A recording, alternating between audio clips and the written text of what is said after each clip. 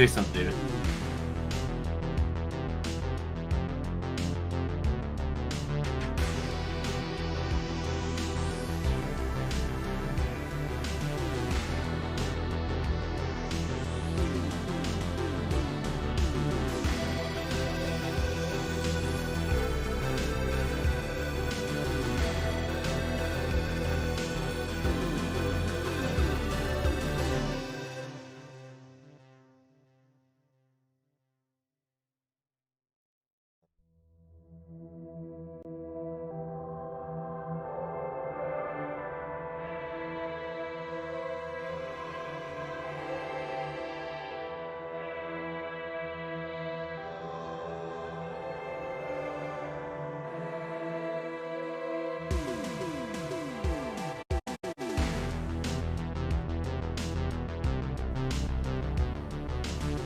And we are live here on Plus One EXP's Roll for Content channel. My name is Tony Vicenda. I'm Chief Alchemist here at Plus One EXP, and it is the final Friday of December. It's the final Friday of 2022, which means it's time for another funeral party where we talk about, we speak of whispers of the departed, importance of things to come. Joining me, as always, is my partner in crime for Funeral Party, Jarrett Crater, project manager over at Exalted Funeral. Jarrett, how has your holiday season been? It's been pretty good so far. My parents went away on a trip, and they left me at home. Have you been defending the house against? Well, yeah, it's the usual. It's the sort of thing. Here's a great question for that, and if it exists, we should buy it, and if it doesn't exist, we should make it. What is the best RPG to recreate a Home Alone style role-playing experience? Mothership. Do what? Mothership. Mothership is the obvious choice. Let's do it. I feel like it's a good like GM and 2-player game or GM and 1-player game, but I feel like there's strong solo potential also too. Mm-hmm. For that, and nothing off the top of my head jumps out at me, but I want to I want to lay out the floor plan. I want to roll it out. I want to marker it up. I think there's a lot of good potential there. So if you're out watching right now, let us know what system besides Mothership, or if it's Mothership, that's great, that you would play Home Alone in, or what Home Alone RPG should be.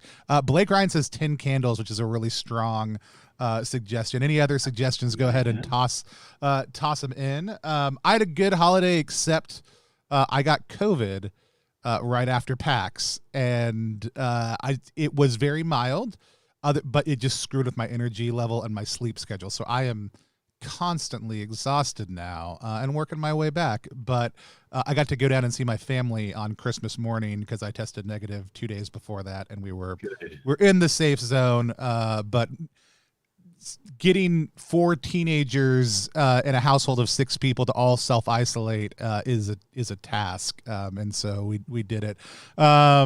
Brian Cheddar says Neon Lord Solo Rules Adventure is based on Home Alone, which is excellent. It's called Thirsty for More. April says my luscious eyelashes. What's my secret? My secret is really good genetics, is my number one secret for having really great eyelashes. Little known fact, when we were dating, my wife used to make me close my eyes so she could touch my eyelashes extensively, and it's not an enjoyable thing to have somebody do that to you.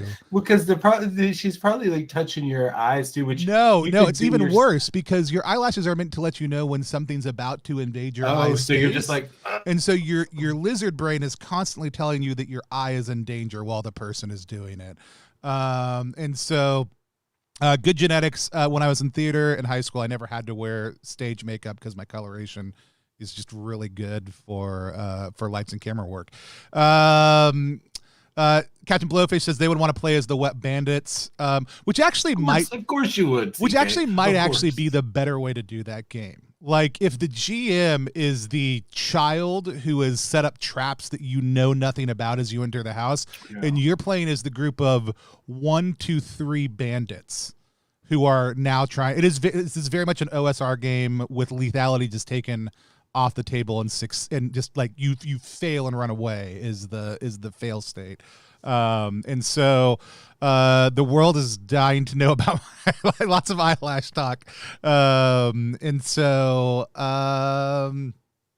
all right. I wanted to say that in my picture, because my hair is pulling over a little bit, I look like the Mentats from David Lynch's. Yeah, Dune what's your secret for your right eyebrow? now. What's your eyebrow care routine? It's because I haven't trimmed them, because I have a specific trim guard for them, because they do the whole grow up and point. It's called being old.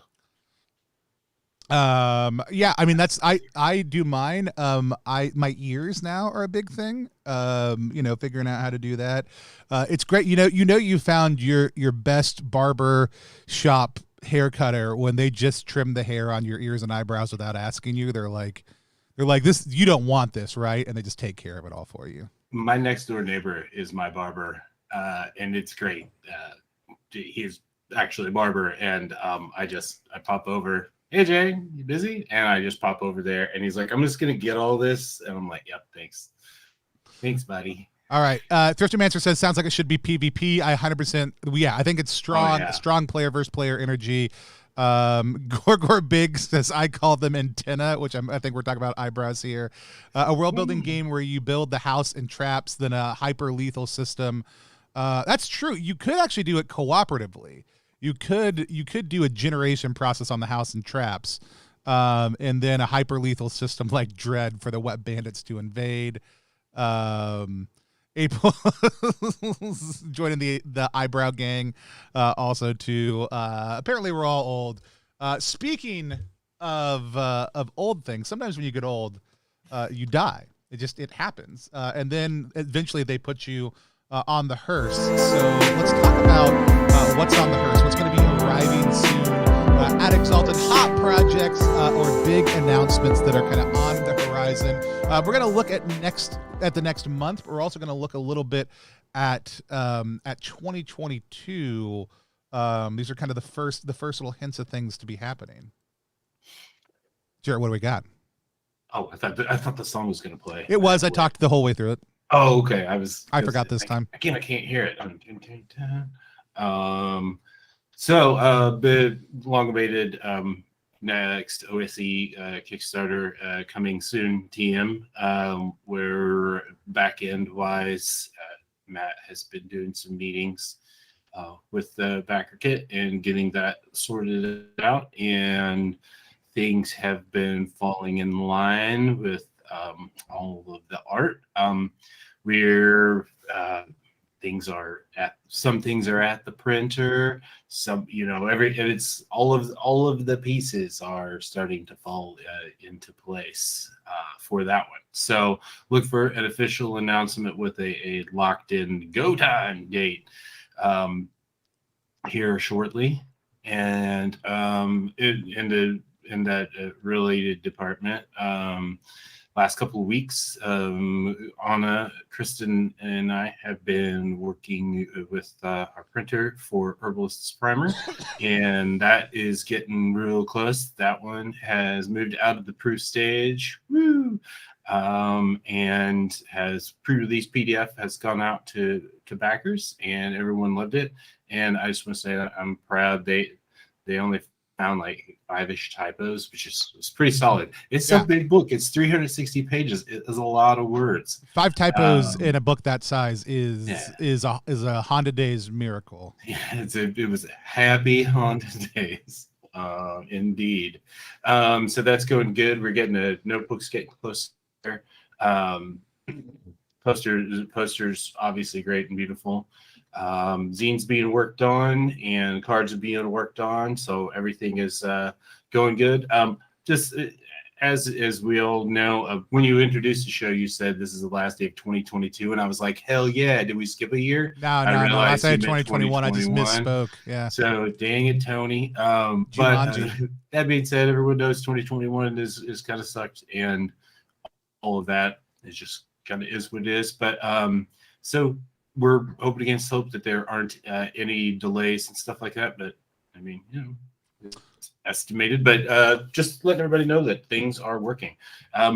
Later on in the year, we have a few more Kickstarters. Don't want to talk too much about them quite yet, but and just crowdfunding things in general.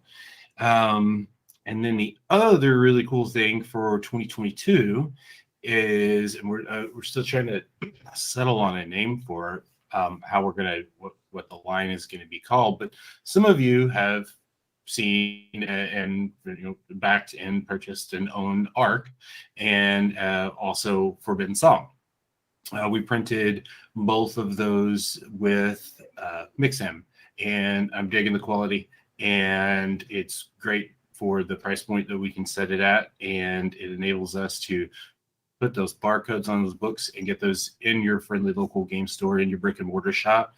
We're seeing pictures from all over the world of people being like, or getting those, and they're actually in shop. Someone posted up a copy of Forbidden Psalm next, like it had like top billing over like some Star Wars Legion minis awesome stuff the other day, and I was just like, yeah. So we're moving forward with a line of in a similar size A5 books, and doing deluxe or / compilation versions of some things that have come out in the past couple of years. I know Colin's going to be mad at me because I'm going to announce it now, but we've got a combo of Rune Karen and the module that goes with it with some added stuff, and Crom is doing a cover for that. That's in process right now. I'm also working with Alexi, and They Feed on Fear, which came out released last year, and absolutely loved it. We've got a new cover coming out for that, and it's going to be in hardcover. We've got a few other projects all lined up, working out. We're just working with creators from all over the world. Like, it's really super exciting to be able to, people are just like, hey, I've got this book and I want to do it. And some folks are in countries where they can't do crowdfunding. Some folks are just like, I don't want to do this by myself. And I'm just like, yeah, cool. And so we're going to be putting out more of those. Like, I toyed with the idea of calling it the signature series, but then they'd have to all be signed, and that doesn't work. I mean, they don't all. I mean, like, I'll be honest. If somebody says signature series, to me, it doesn't immediately imply someone has signed these. Now that comes from me working in other types of retail and being like a signature blend or other things that a brand puts out. I think signature is a great term. I'm sure we can come up with something better, but I don't inherently have a problem with the term signature. But I know some of the other releases that you've been talking about behind the scenes. I'm super excited about all the stuff in that lineup. There's lots of cool stuff coming out for it. I mean, we could just ship them all to Matt and Kristen and make them sign them all. Yeah, like we just, it's not that the designer signed them. It's just that we thought Matt and Kristen were not busy enough. And so we just sent them more work. And so I think that's a great plan for 20. We could just ship them all to you. You could sign them all. I could. You get one of those signature machines and just have it go to work. And stamp. Have you ever seen like I worked at one place where they had like the actual machine where someone could come sign something and it would memorize their signature. Wow. It's what they use in like the White House and stuff, but it was this place like the person in charge had to sign like so many things that they had a signature machine for them. But every once in a while you would get to go use it if you needed to do Christmas cards for a whole bunch of people or other things like that. And it was super weird to have it work. I'm going to buy one of those. All right. So we've got catch up on Kickstarter. We've got a whole bunch of big hardcovers coming out next year. Some really cool stuff that we're going to see that's going to give us some more capacity to actually be in like your friendly local game store. Lots of big things happening with Old School Essentials. Also, too, anything else that's coming up this year that we are ready to talk about, ready to reveal? Nope, nothing. That's it. All right. Anything else? You're going to have to tune back in for next month. There are several new releases in the zine line going to be coming out pretty soon. A few are at the printer. Some are some international re-releases. Like we picked up a bunch of the Stockholm Cartel pamphlets in a zine. So those will be coming out. I've got, just off the top of my head, we've got Disaster Tourism has a new zine, Caribbean Kristen. Andrew at Halfling Caravan. Thank you for being long-suffering and working with me. But Project 39, Betamax X Quick Start is coming out soon. There is another, there's a new Forbidden Psalm mini adventure or mini zine, mini supplement called Dungeons and Death. Kevin put up. They did another amazing job and put up some themed adventures, and so that one's at print right now. Another Florida man wants to know, and I don't know if you can talk about this or not, or if you know, are there any plans for any upcoming Melsonian books? So let's see. Academies of the Arcane, I know, is at the printer. And then there are a few. There's Thrifts. A Square of Sunlight is working. Captain Blowfish CK's Long Shot City is working. Ruinous Palace of the Metagorgos by the ever wonderful Evie Lockhart is working. Ooh. So yeah, there's a bunch of really good stuff. Lots of cool stuff in the works. So I'm super excited about all those things. Let's take a look now that we've talked about what's just recently arrived in the hearse. Let's take a look at the obits and let the music play for a second.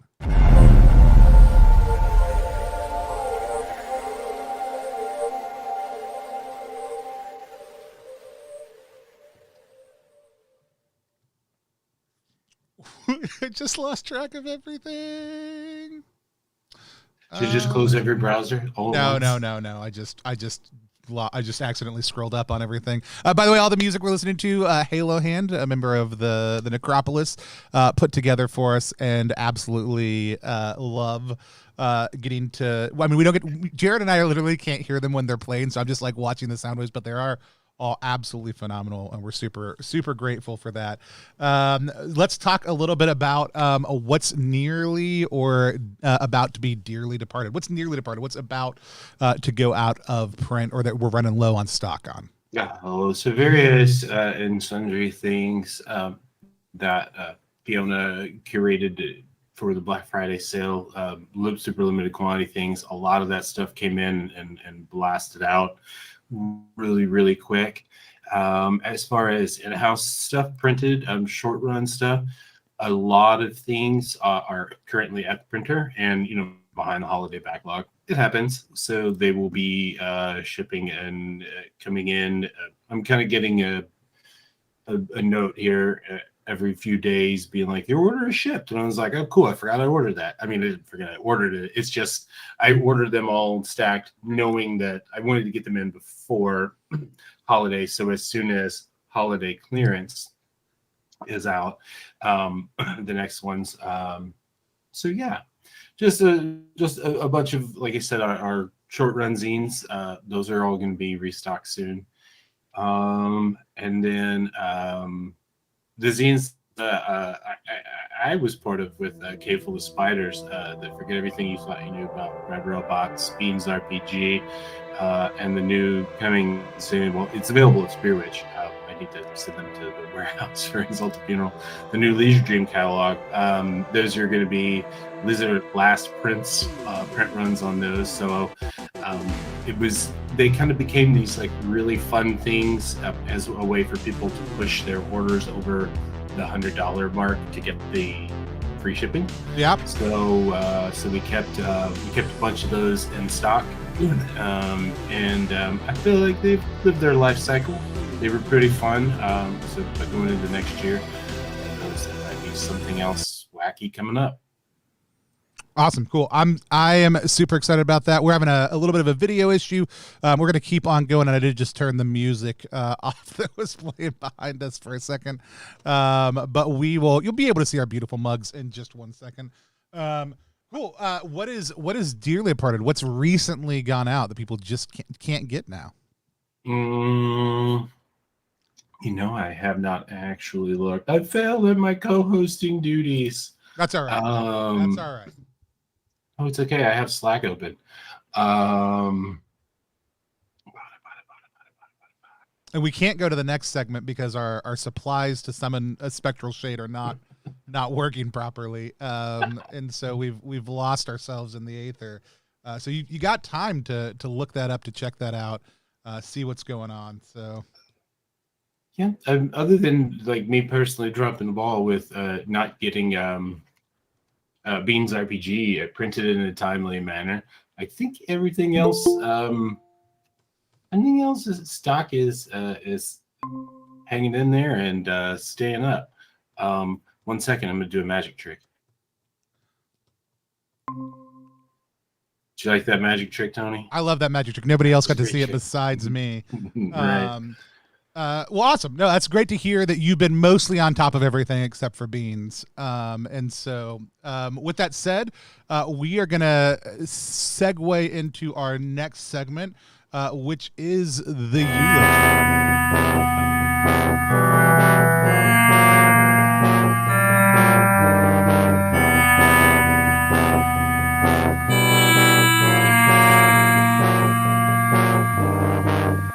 So this month, our eulogy is dedicated to David Hoskins. Jarrett, tell me what you loved most about David Hoskins before he was a future ghost. I really, really loved David Hoskins' art. Awesome. Also, the fact that he put up with me being a kind of a bit of a drunk at Gary Con when we first met several years back, and I was maybe trying to run DCC, and I wasn't making much sense. Yeah, maybe if we could bring him back to life, he would remind me when we actually met. I don't.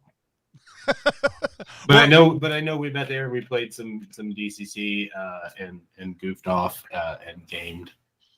So. Well, let's see. Speaking of that, let's see if we can, from beyond time and space, summon David Hoskins' ghost from the future. Let's see real quick. Okay, wizard hands. David, can you hear us? Hey, how's it going? David, you're here. How's it going? It's pretty good. Awesome. Good to have you with us. A lot of people might be familiar with their work. They might not be. Why don't you tell people who you were in life and a little bit about the work that you've done? Try to keep it to the year 2021 or earlier. You don't have to go into anything, for what's going to happen over the next couple of years, unless you want to. Okay. My name is David Hoskins, and I'm an artist for tabletop RPGs. I've been at it for about, I don't know, Jarrett, how long? 2018? 20? Yeah, like something. 4 years now, 4 or 5 years now. Maybe. On and off. And I'm going to apologize because my internet, not the internet, the ethers here are a little cursed. So I might be cycling through dimensions. It happens. I mean, we were getting some static bleed over from that before, but that it happens whenever you're dealing with time, space, and the ether. Things just get absolutely crazy. I'm super excited to have your future ghost join us. There's a couple questions we ask everybody whenever we summon their spectral form from the future, and that's what did you have them do with your remains? My remains went to medical science. So I'd like to hope, because I'm dead. I don't know where my body's at, but I hope it's at the Mutter in Philadelphia. My body's not quite weird enough yet, but in 2021, 2022, Oh, we're having problems with the ether. We'll see what happens in a second. It's probably because Xfinity still has a link on the future and on the past. It's really bad that they've been able to limit the afterlife to one internet service provider. Like that is 100% the worst part about this entire thing. Yeah, sorry, it's only cursed whenever it's my turn to talk, and then it's bad. So my remains, I'm hoping they end up at the Mutter Museum in Philadelphia. The Mutter Museum is very cool. If you are not familiar with it, I would just say Google it. You'll see some really, really amazing stuff, but it is a phenomenal museum. that we don't get too often enough as somebody who lives in Philly even. And so, Yeah. I've got a lot of metal and stuff all throughout my body. So I don't know. I think they might be able to do some kind of exhibit, have my skeleton propped up someplace. Nice. What are some things that you wanted people to say or that they did say at your funeral? I just hope that people think that I was I left something better than, it was before. Awesome. What song did you have played as you were as your body was chopped up into little bitty pieces and sent to different medical science places? I think "Lay Me Low," Nick Cave and the Bad Seeds. Excellent.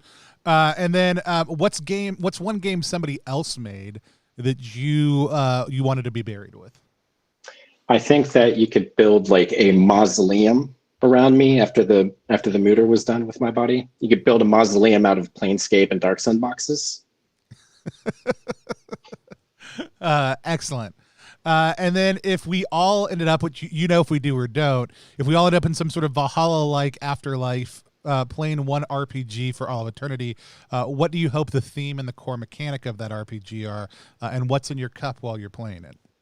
I think that the theme, I still am looking for a game that really encompasses like the Eternal Champion stuff. And what better way to go through Valhalla than to be the Eternal Champion, or to be some incarnation of it. The mechanic has yet to be invented, so I'm hoping I find it there, because there's always something that's missing from whatever system, whether it be Stormbringer or whatever. Awesome. Are you? Oh, go ahead, Jarrett. Oh, I was gonna say, are you talking like specifically like the concept of like the concept of the Eternal Champion? Like Ericos knows that he is the Eternal Champion sometimes, but like Elric doesn't, and like just you could be some incarnation of that, because there's like it's a lot of power, there's a lot of drama, there's always at least all the ones that I've read, and I've read a good chunk of them, like they usually don't end well for the champion. Usually. And those are the best stories. Yeah. I think the best, I think Jerry Cornelius lucked out the best in some versions. Yeah, right.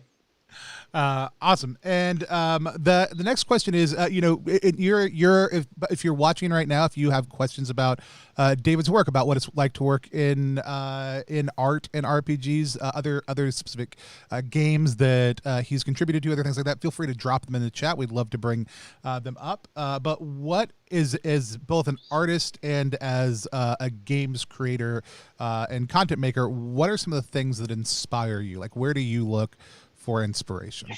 I mean, that's a pretty big list. Art-wise, I mean, I think Mobius is a pretty big, like, you look at my work, especially with ADF, is pretty Mobius driven. I'm a big fan of John Buscema's Savage Sword of Conan stuff, especially when Alfredo Akala inks over it. His inks are huge inspiration. Stuff like Record of Lotus War, Akihiro Yamada's artwork. And then on top of that, like right now specifically, there's just such a large amount of, we just have like an embarrassment of riches when it comes to people making work and putting their own games out and their own art. And like, there's just so much good stuff, and you can always pull from that. Awesome. I always love getting a chance to just kind of talk to people who, like, it's really funny when I think we talk about the different ways that people contribute to RPGs, like, artists, I think, seem either very inaccessible to people in some ways, while very much often pushed to the side in other ways, right? Like there's this constant simultaneous, like, hey, we put certain artists up on pedestals, like how would I ever get them to work with me? Or the other side of that is also like, oh yeah, like the art in the game matters. I love a lot of the reflections we've been seeing over the last little bit around art and other parts of the presentation of a game being really part of what makes a system, not just something that's abstracted out or added on as a last stop, something that's super integral to it. But for somebody who may be thinking about, hey, like I really want to be somebody who's working in art, in RPGs, or contributing to RPGs or art, or who's maybe even talking about like contacting an artist. What's some of like your insight from having been a creator in this field? Like what is helpful for you when people approach you, and when you were kind of breaking in, what were some of the things that you were doing to kind of establish your own voice and presentation within that space? Well, like starting out, I would, you take whatever you can get and go from there. And I was very lucky that I met Jarrett at GaryCon, where he ran a very quick and dirty and deadly version of Mothership. It was I think it was a playtest for Dead Planet. We all screamed on the Alexa or the Alexis. Alexis. And we didn't do very well. So it was perfect. And so I was lucky that I met him there. And then I also met Jeffrey from Astonishing Swordsman Sorcerers of Hyperborea. And he gave me some stuff to start off with. And just from there, just lucky. Like I messaged Matt from Exalted Funeral on Instagram. He was asking for submissions for Umbra, which was a magazine that him and Robin Harris, I believe his name is, put out in like the early days of EF. And I just messaged him out of the blue with some submissions, and we just got to talking. And I mean, I guess if I'm giving anybody advice out there, just be nice and talk to people. Don't be afraid to message people. Don't be afraid to, say, hey, I really like your game. Here's some stuff, some artwork that I've done, and I'd like to work with you. If you're approaching me for artwork, again, just be cool about it. I've still to this day, like, I don't really have fixed rates because I want to be able to like kind of do what I want. And if it's a good project, I don't want to, I want to make sure that I can work within their budget. So coming at an artist like with what you have to work with right off the bat is really helpful to me personally. Like you get a lot of messages of people asking your rates, and I'm just kind of like, well, my rate varies depending on how big the project is, and I only really do stuff that I want to do. So if you come at me with a budget, I can kind of work with you on that and say, okay, like you've got X amount of money. I could do like a full page for that, or I could do like a couple of spot-illos or something. It's all loosey goosey, and everybody is everyone's budget's different. Yeah. But I also think like we talk about the rule of cool at table, but I think it actually matters a lot in the business side of things also. Like, absolutely. Do you seem like somebody I want to work with? Is this idea something that I am excited about? Like, it's really funny. Somebody asked me, like, how do I determine my rates for different things? And I'm like, I mean, it depends on the person's capability, like what their things are, but also like a big part of it's like, do I want to work on this? Like, does this seem like something that would be an enjoyable thing to do or not? So I love when other people have those things. By the way, if you haven't yet, Jarrett said they were going to pull some tasty things out from underneath their desk to send to people. I don't know exactly what that means, but we do have a giveaway going over on Twitch. If you hop over there on our Twitch channel, hit follow and type in !FParty to get entered into a chance to win. And again, also, if you have questions that you want to ask David about a specific piece of work, other stuff like that, please go ahead and drop it in the chat, or anything kind of related to the way that the art side of the industry works, or the creation of any of the games that he's done. Have that he's contributed to them or created them. And so go ahead and type those in, but go ahead. If you're already following, you don't have to hit it again, but you're welcome to. It's not going to do anything, but you'll get entered into a chance to win. What are they going to win, Jarrett? There was so much stuff I couldn't pick it up with one hand, so I'm picking it all up with two hands. Oh shit. Okay. I decided I'm going to get a sideboard for my office because I don't put in another monitor. I just ordered a second desk to go right here, and so I think I'm going to get styled like an astromech droid though. Yeah, and then you can roll up one zine and put it inside, and whenever you're about to fall into the Snarlack pit, it can shoot it up in the air. Like blast it to me. So one of the things is a Mothership Zero E care pack. There's 5 copies of the PSG and a copy each of the award-winning modules. Yay! And again, folks, these are all scratch and dent. These are all copies that didn't quite make the cut to go out in the mail or got returned. With most of these, is they got a little smudgy and stuff like that on the cover. But I mean, again, like it's not gonna stop it from being used as a game. Random zine pack featuring a wood heart and several things from Planet X Games. Hi, Levi. Excited about working with Levi and Sally for another project that I can't announce yet. My highlight of PAX U was sitting down. I got to go for Korean barbecue with Levi and Sally and Justin and Hambone. We all got to go out for and Joe DeSimone. We all got to go out for Korean barbecue together. Nice. And sit down and have a great conversation. So I did get to hear a little bit about that collab, and it is super exciting. Sally Cantorino's art is just fabulous and spot on, and the genesis of this project and the way they're going about it, like I'm super stoked for it. So yeah, zine, random zine pack. We have some Soul Muppet stuff. We've got a nice hardcover Best Left Buried. We've got A Doom to Speak, which has a bunch of one-page zinies. It's been a while since I had worked on editing these, but they're I guess they're 2 spreads. There's introductory material with image and then a map for the area, and then a copy of Stygian Library and awesome. With that as well. And then the 4th set of giveaways will be a OSE Advanced Fantasy Referee's Tome, consulting side of it, and a copy of Monsters.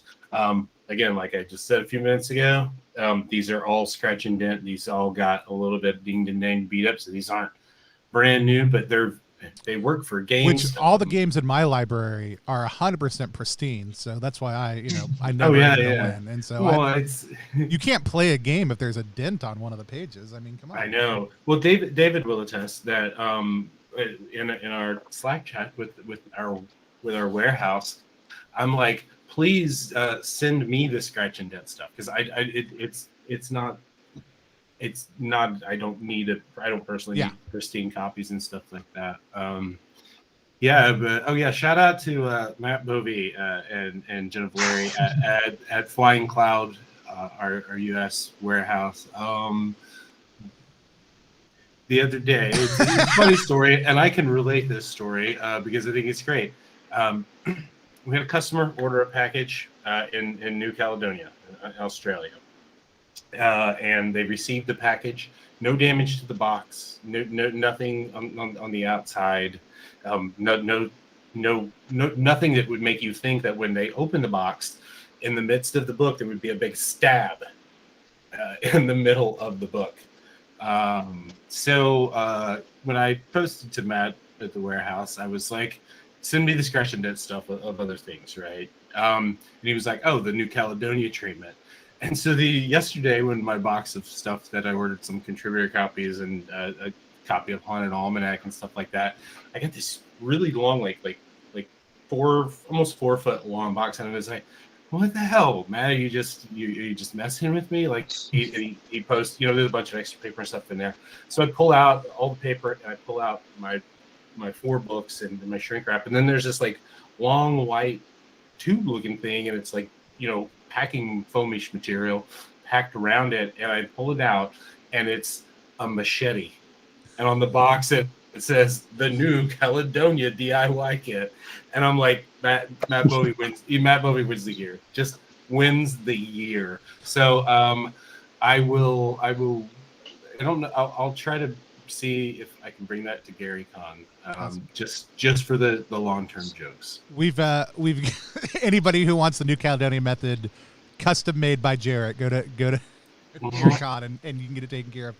I can't wait to see you try to check that machete on your flight. It'll be Put it in your interesting. carry-on. A couple questions. We will stab your books. From those out watching. We've got Blake Ryan who wants to know from David, is there a number of too many or too few artists involved in a project? Like, do you like collaborating with other artists? Is there a certain amount of, like, at a certain point there's too many cooks in the kitchen? What are your thoughts on numerous artists on a project? I think it depends on the project. I'm a little bit of, like, I am used to doing a lot of things myself. Like, I come from a zine background, making my own like art books and things like that. So I like to be in control of a lot of it. But when you got something like Old School Essentials, like, they have a lot of really good artists, and you can't feel bad being put in a book with any of those people, Same with Mothership. Mothership's the new stuff that's coming out. There's a lot of artists on that, and they're all bangers, and they all work.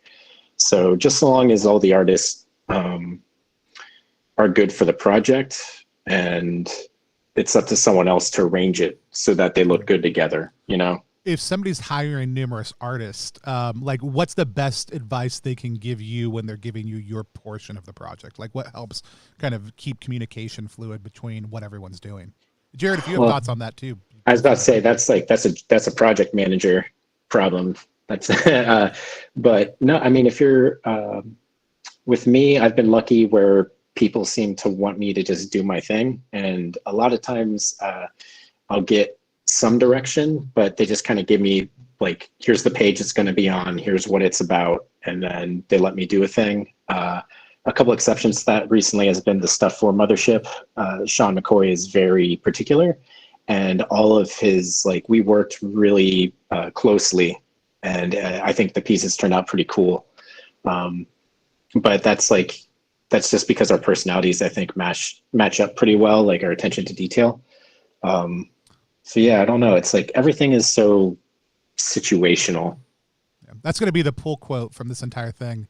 Also, too, David Hoskins says Sean McCoy very particular. And yeah, it's. I mean, the guy knows what he wants. Yeah, I love working with Sean. He's got it all figured out from, like, the ground up, and so that's really refreshing too, because, like, it's less for me to worry about, like, because I know Sean will, like, make sure that my work looks really good on the page, and vice versa. Like, we were very back and forth with on a lot of those pieces, and he's not afraid to tell you, like this is a little too, like, the player survival guide piece that I did. There's a character off to the side, and she's not wearing a spacesuit, but everybody else is. So she's supposed to be an android. And I originally had, like, sort of a jack into the back of her head, showing, like, going to her gear, and she's got, like, a lamp. And Sean was like, that's a little too, like, cyber techie, like, change that and do a few other things. And it ended up being a better piece, I think. So. April wants to know, why is Mark Mothersbarg using a fake name on this call? I'm assuming one of y'all knows what that is a reference to. I love Devo. We're all Devo. The other question that got asked that I think is absolutely phenomenal is just, what's your favorite medium or tool to make art in? Okay, so for a while now, I've been strictly digital. So I just draw and ink everything on a solid black Wacom tablet. It's not a Cintiq with the monitor. That started more after I had my elbow replaced in 2008, and then I had it revised again in 2014, and there was nerve damage to my hand. And so while my hand was coming back to life, like, it was, like, pretty much paralyzed. It was terrifying. I started working more digitally, because if I messed up a line, I could just go back quickly. And now it's just a part of my workflow. So, I mean, I just used, like, Photoshop, the pencil tool, like, just the little square guy. And that's all I use for pretty much everything.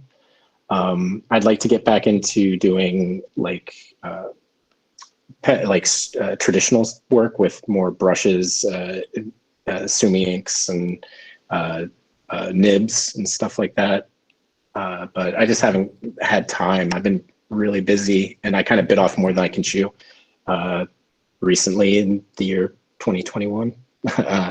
So I'm just trying to clear my plate at the moment. I've had to turn down a bunch of cool stuff recently too, just so I could get caught up. So does anybody ever ask you to if somebody comes to you looking for somebody who like, hey, we love your style, we'd love to work with you, you're like, I'm too busy, do you have some go-to people who you recommend, who you think just do killer work, or does it just depend on what they're looking for? It depends on what you're looking for and what the project is, but I mean, there's just so many good artists out there right now. I mean, you could always go with, like, if you're doing a fantasy thing, Diogo Nogueira is awesome. If you like my coloring, like I like bright colors, Acid Lich is great. Justine Jones, who did the OSE stuff, is awesome. She's kind of busy, I gather, but you could always reach out to her. And then there's people that just kind of came out of nowhere, like Amanda Lee Frank. Amanda's such great stuff, yeah. Right, like she wasn't even, as far as I know, from what I've like listened to her interviews and stuff, I believe like she wasn't even doing any tabletop stuff 2 or 3 years ago. Just dove right in, and all of her stuff's awesome. Evelyn Moreau is awesome. Zach Hazard is doing stuff in Mothership now. Zach Vopin, do you know his name, Jarrett? He's a zine guy. He does like Pixel Dog. His handle is Emo Sludge, and he does awesome stuff. So yeah, I mean, it really depends on your project, but if it's something that I can't do and can't get to, and if you need recommendation, you ask me, like, yeah, I can, I'll recommend people all day long. And if anybody's watching this and you want to talk to me about doing artwork, just ask, and like, I'll be as straight with you as I can, and get back to you, and try to work you in. This year, 2022, it's going to be a little busy. I've got a big project that I'm wrapping up. It should be ready in February, hopefully, and that's sort of consumed the last couple months of my life. And then the other Florida guy, I'm a Florida guy, Jarrett's now a Florida man too, talking about Malsonia books. I've got a big one with Luke Gearing that I kind of put on hold, that I need to commit and finish before I take on anything else. But that's going to be, I don't know if Jarrett, you can tell people what it is if you want. Swivers. I realized what they were pointing at the other day. I just didn't have my list in front of me. Yes. Swivers. Awesome. Yeah, so that's Luke Gearing's, like, think like the darkest alley of Lankmar, is kind of the vibe you get from it. Like, it's just going to be kind of a filthy, nasty, like, cutthroat. Like, you're the guys that are going to be robbing stealing the queen's jewels, and then trying to screw each other over, and everybody's kind of nasty, and it's going to be great. That's going to be a really fun one to illustrate too, because I'm going to get to draw like a lot of toothless, nasty, like, gutter people. Yeah. And like my experience with people who are constantly in demand, like you, Nate, Amanda, other people that we all love, like, if you want to work with them, it's best to just tell them now, I want to work with you. I'd love to get something on the books. Here's the projects I'm looking at for this year. What are your timetables? And just kind of trying to match those things up. Are things I've done in the past to just be like, yeah, when you've got availability coming up in November, here's what I'm going to be working on in November. And if I wasn't sure, now that I've booked you, that's what I'm working on in November to make sure I can work with that artist. So it helps. I mean, Sometimes you don't have a choice. Sometimes another artist falls off and you need to replace them. And, but don't be timid about it. Like, feel free to message. You can ask rates, or you can say, hey, I've got X amount, and I like your stuff. I'd really like a piece from you, or a couple small ones, or, and then, like, I'll always try to work you in if I can. This next year is going to be a little tight, but yeah, if you got something and it seems cool and like it's something I can squeeze, like, I'll do my best. But if not, I'll at least let you know within a couple days, hopefully, that it's not going to work out this year. Awesome. If you have any more questions, go ahead and toss them in. We usually have a kind of how the sausage is made thing. We kind of actually already did some of those, but I do think I want to kick it over to Jarrett real quick and see, like, ask you that same question I had asked David earlier. What if somebody is looking for a, like if you're working with multiple artists, what's kind of the best way to communicate across the board what some of the consistent expectations are while honoring the kind of maybe unique artistic contribution of each one? Do you have any insight on people who are trying to project management at that level? Semaphore flags. Yes, we do the codes, the flags. No, it's as David said, it's very much situational. It's project to project. It's plan to plan. Sometimes section to section. It usually I've been lucky enough on a lot of the things that the majority of the things that I've worked on and been project lead on. It's one or two artists, and the split, if it is two artists, is there's a cover artist and an interior artist. So it honestly, I'm more in the school of I like to sit back and let the creator, the writer and the artist or designer type of kind of talk and do their thing. As David can relate during the Swivers workflow chat, it's just kind of like, hey, let's have a meeting. Let's just talk about this. If it's like a sort of larger project, something that has multiple artists in the same volume, I haven't had a super lot of experience with having to do that. I don't know if it's necessarily just it could just be the projects I've been lucky enough to work on and work with, and people have been able to work with, that a lot of the artists want to handle, they want to be able to just do the whole thing. And that's cool. It's totally great. Just clear communications, honestly, the best thing, like I tend to default to the artist, the author, and graphic design having a combo and just me kind of like sitting there. It's exactly what we did with Swivers, that way the artist can say, this is what works for me. Give me 2 sentences or 3 sentences of what you want on these splash pages. And then, the designer kind of goes through and picks out a few things that they think would be helpful, particularly embellishments, spots, glyphs, anything like that. And then other than that, it's like the artist just kind of does what they do. It's, aces in your places. It's letting people play to their strengths and stuff like that. I find like a looser grip usually works pretty well. A big thing with that too is, I guess looping back to the actual question of like, if you are doing the project, right? The question's coming from that. Like, I'm doing a project, I've got a lot of artists. How do I make it work? That is, when you've got a machine, fewer moving parts, there's less to break. And so the more moving parts you have, the more chances you have to break it. Yeah. So like at that point, when you've got that many artists, it's really like you need to be, a lot of the talk has to be between the creator and the graphic designer at that point. You have to have a really competent designer to be able to look at all the stuff coming in and pair it right. And like a lot of times the art is specific to a certain page. So you have to do more work ahead of time to make sure that like, okay, I've got a Diogo piece here, and that would pair well with a David Hoskins piece there, or I've got an Acid Lich piece here, and we should put an Amanda Lee Frank after that. Like that's thought that has to go in earlier than maybe it normally would if you had 1 or 2 artists. Yeah. So a lot more ground should be laid out before you start getting giving the art assignments to the artists. Yeah.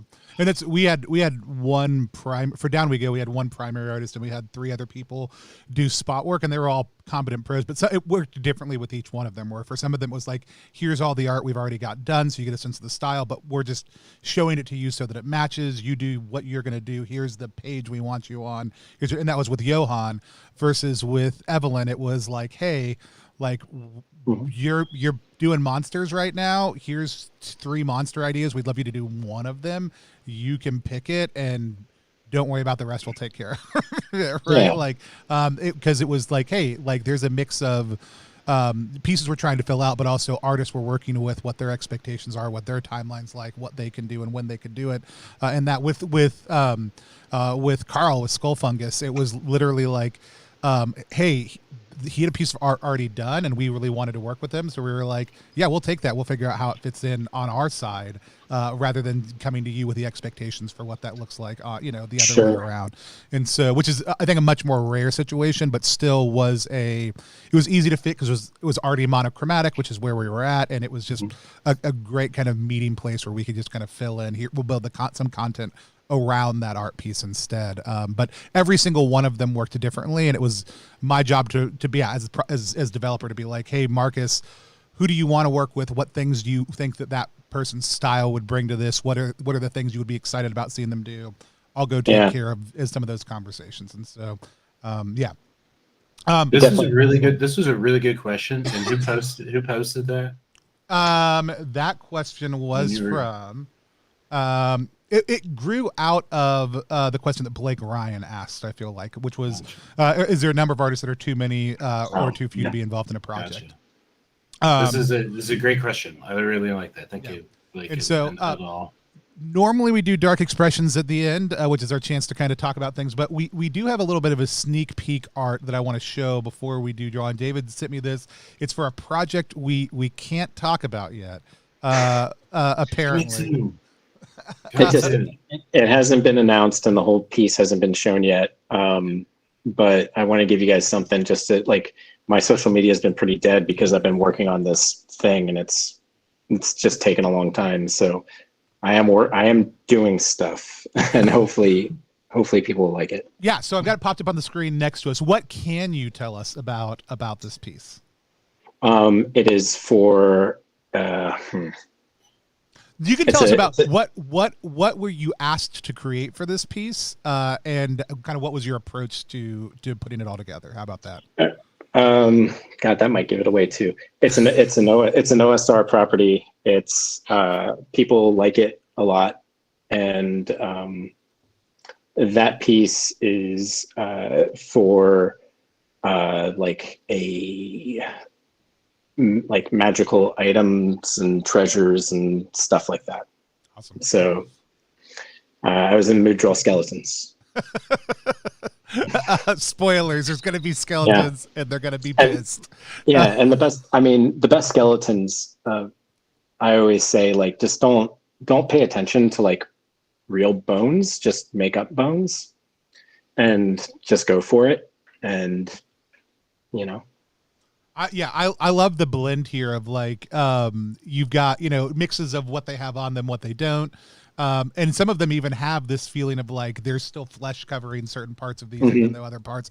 But it actually renders as a fuller, more complete, more like substantial figure because of that. And the crazy ribs are just absolutely phenomenal. And so drawing individual bones you're just asking for too much work. So just draw them where you think they should be, cover them with some slime or some gunk, you're good to go.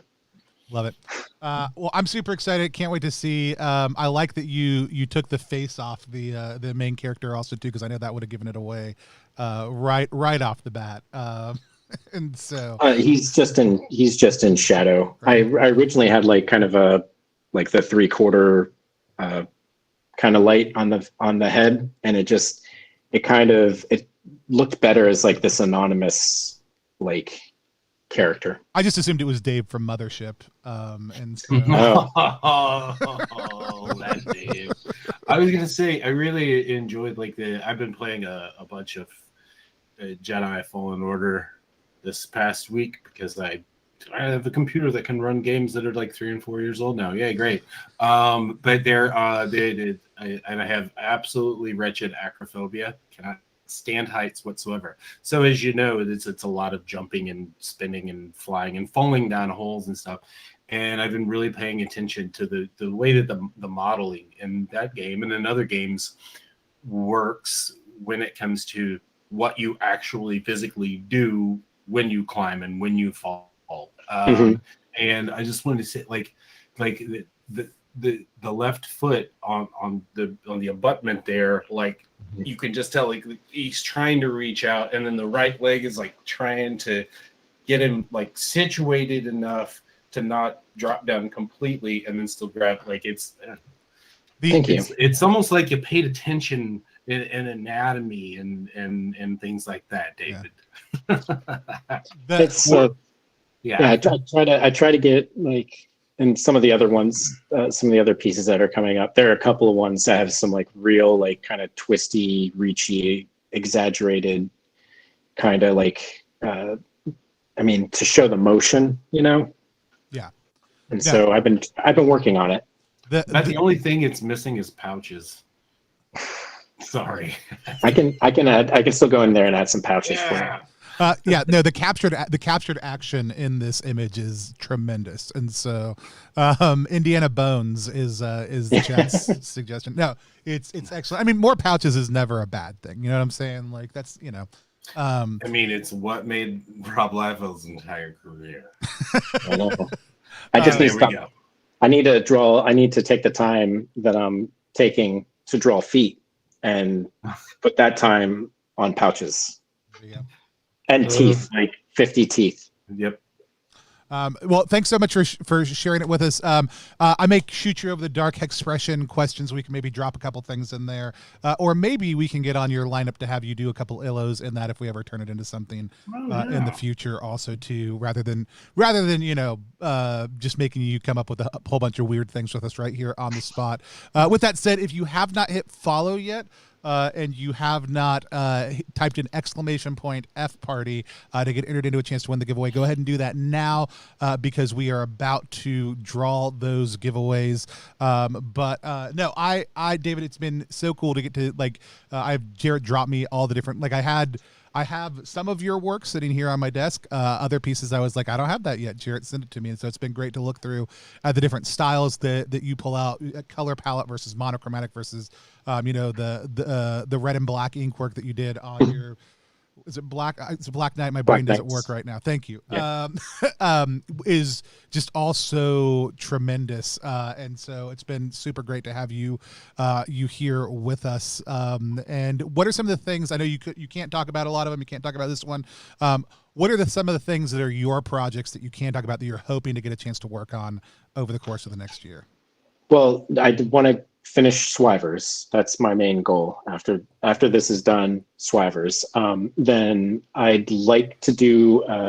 Max Moon reached out to me to do some stuff that seemed really cool, so I'd like to be able to get those in. I've got a list of a few other things that I've got work for that more game content. Like I made some hacks for Tunnel Goons that I'd like to make a little pamphlet out of. God, I don't know. I had like a little mothership scenario I was working on. Oh man, that's a beautiful book right there. As a lot of people know, I work on a lot of stuff, and so I get a lot of comp copies and stuff like that. And this is one when I saw we had it in the store, I was like, "Oh, cool, I got it!" And I got one of the haunted copies. That's printed upside down, which doesn't matter to me because I'm more worried about what's in here. That book that's a stunner right there. Really oh, I forget the name of the graphic designer. Starts with a G. Gangito. Oh man. Gangito, yeah, phenomenal stuff. Nate's stuff is just what a workhorse. Him and Adam Vass, the insanely talented, super prolific artists, content creators. Like I said before, an embarrassment of riches. You mentioned Skull Fungus before, great stuff. Yeah. Sam Mamelli, it's the list. Which, by the way, on. Sam's going through a rough spot right now. So anybody who's able to go buy any of Sam's stuff you don't have, Sam Mamelli, Skullboy, please go do, because Absolutely. your carburetor got stolen out of their car or Oh, something no. like that. It was Whoa. something Like, something okay, it was crazy. the catalytic converter. Yeah. Catalytic converter. Someone- Thank you. Yeah. Yeah. Yeah, better legend Sam. He's a good dude. So Big I fan. got a couple projects coming out with Sam. One in the zine line, and then another one that, again, I'm not at liberty to discuss too much yet. But it's that one's hinging on me getting off my ass and tricifying some stuff. And then once that goes, that'll move into the next phase. I hope y'all like music. I hope y'all like music. I'm just gonna say that. We have Sam lined up to work with us if we ever get off our butts and put together our food-based dungeon crawler. It's a Michelin kitchen dungeon crawler. Sam wants to do work on that. I know that's the Sam collab that I get. But again, it's the same thing. Sam and I were talking about it. Sam's like, that's a cool project. If you do that, let me know, because I want to draw stuff for it. You know, like that again comes back to make cool stuff that people want to work on. And so let me see if there's anything else in the chat. Otherwise, I think that may be it for us today, other than the actual giveaways. Jarrett, any other last minute announcements you want to make while I am getting those pulled up? 2020 can go fuck itself, or 2021. Well, 2020, 2022. It's they all the past years. 2020 as well. 2022. Hold it together, please. Like, also, did want to say rest in peace, Betty White. Heard earlier today that she passed. As Jared said, she was the funniest of the Golden Girls. She really was. I meant to get a couple Betty images that we could pull up here. David, I know that you're on your afterlife, so go tell Betty we love her after we get off the call here. I know you probably have a pickup game with her later on today. Right. And so, with that said, let's pick a couple winners. What's the first thing we're picking a winner for? We'll do the Mothership Pack. Okay, for the Mothership Pack, we've got. Oh, I got to do it again. Hold on, Captain Blowfish. You have won. That Mothership Pack. Go ahead and shoot. If you are connected with Jarrett, you can shoot him your I'm not sending him anything. information directly. Yeah, no, I'll put it in his pack for next month. I gotta send him some stuff. And then we've got our next winner. What are we drawing for? For the zine pack, the random zines. The random zines pack. Disaster Tourism, another Philly-based designer. We're gonna go to the Moody Museum. I'm not sending them some random either. zines. And so, all right. What's the next one? The Soul Muppet pack. The Soul, the BLB, the zinies, and the Stygian. Soul Muppet pack. Here we go. Wait, they can't. Did we not twice in a row, right? Disaster Tourism, you don't get two things. I don't know why. Yeah. Hold on, we'll pick again. Vodka. Vodka's got that pack, and then what's the last one we've got? And then the OSC pack, and then David. We'll throw David is going to get us a copy of Black Knights. Okay, so we got as two well. more. So the OSC pack. OSC pack. Mm-hmm.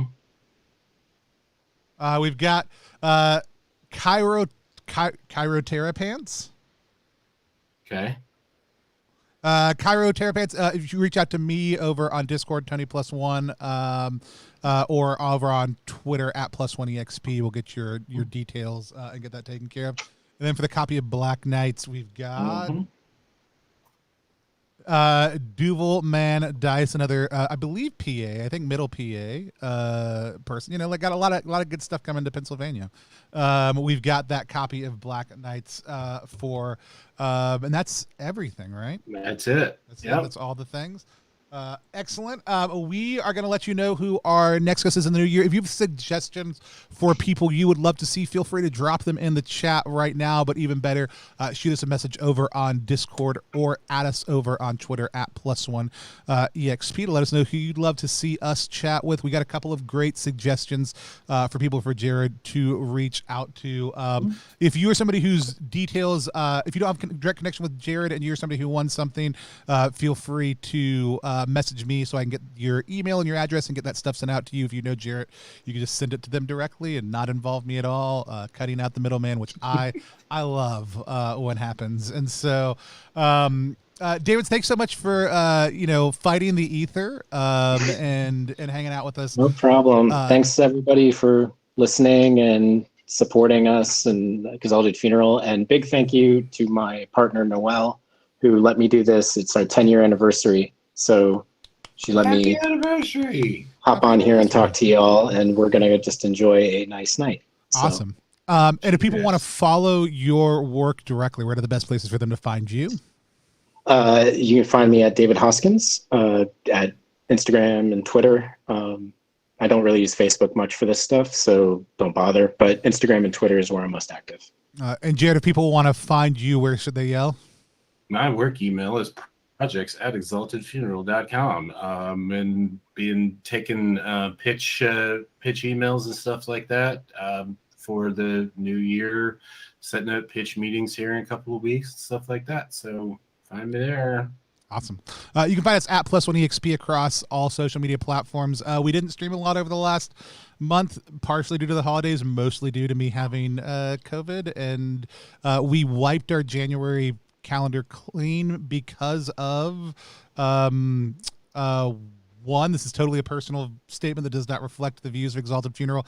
I don't think Zine Quest is going to happen in February, and so a lot of people have moved stuff around, as well as the other Kickstarter stuff that has caused people to second guess things, and then me needing to catch back up on stuff post being sick with COVID. So we wiped our schedule. If you're a designer who wants to do something with us in January or February, feel free to email me, reach out if you have a project coming out through Exalted Funeral or just through yourself. We'd love to work with you setting up actual plays, interviews, or other stuff like that. But the best place to find us again is at +1EXP, or next month, on the last Friday of the month, Jarrett and I will be back here summoning another spectral shade. And so remember, alive or dead, we'll see you at the next funeral party. We got close. That's closer this time. Thanks everybody out there for being with us. Thank you so much, David, for joining us. Also, we release your soul into the ether.